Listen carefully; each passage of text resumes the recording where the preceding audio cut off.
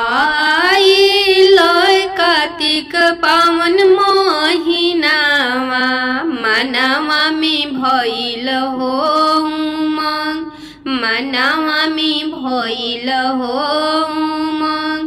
घरी घरी बाजेला बाजनावा देखत लगे हो सोहावन, सुनत लगे हो सोहावन। मिली जोली होला छठ बरतिया मनवा में होई गईले उमंग, मनवा में होई गईले उमंग। सखी सब गावेली भजनिया सुनी सुनी लगेला सोहावन, सुनी सुनी लगेला सोहावन। दौरा से सजल बाबा जरिया ओकर मूलयना मूल, ओकर मूलयना मूल।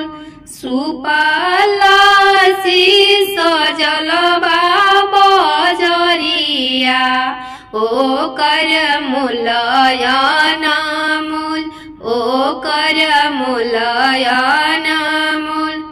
नरियलावा से सजल बाबा जरिया ओकर मूलयना मूल, ओकर मूलयना मूल।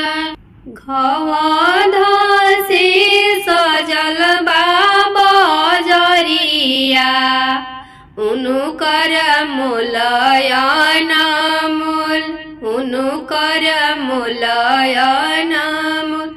सेवे संदरा सजल बाबा जरिया उनुकर मूलयना मूल, उनुकर मूलयना मूल।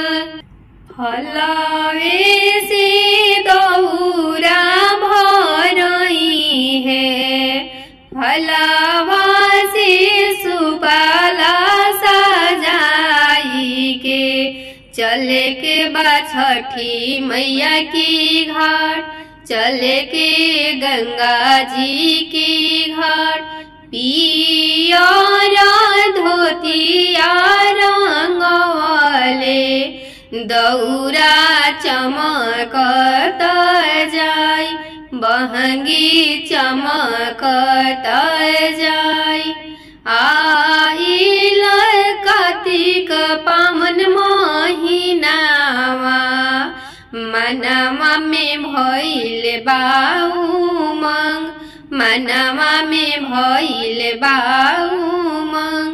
घरी घरी बजता बाजनावा सुनी सुनी लगेला सोहावन, सुनी सुनी लगेला सोहावन।